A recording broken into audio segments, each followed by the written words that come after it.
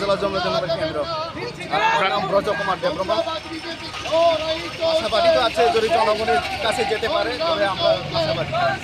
নতুন ভোটারদের উপর কিরকম আশা করছেন? যারা নতুন ভোটার, যারা এডিসির ইতিহাস জানে না, তাদের কাছে আমাদেরকে যেতে হবে এবং এডিসির যে ইতিহাসগুলো বলতে হবে, কি করে এডিসি আমরা গঠন করি।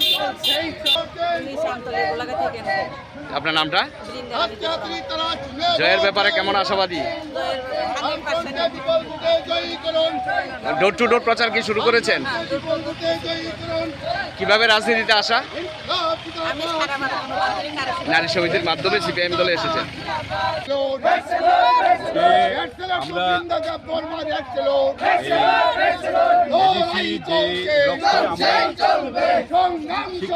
মোতাবেক চালু করেছিলাম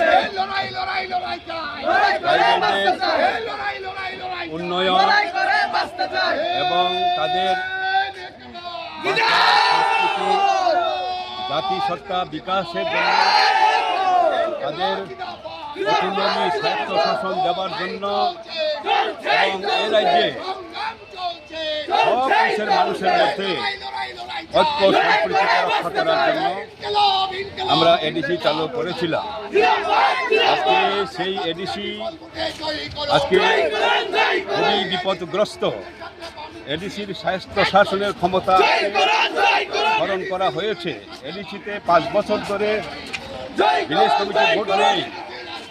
এডিসির ল্যান্ড অ্যালটমেন্ট, ল্যান্ড প্রোটেকশনের যে ল্যান্ড অ্যালটমেন্ট কমিটি, সেগুলো বাতিল করে দেওয়া হয়েছে। উন্নয়ন স্তব্ধ হয়ে পড়েছে।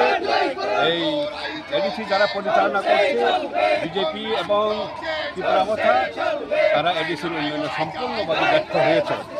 সেখানে আমরা যারা উন্নয়ন করেছে যদি সেই বাঞ্ছনকে ফিরিয়ে আনার মানুষের কাছে আবেদন রাখা, মানুষ সাড়া দিচ্ছে।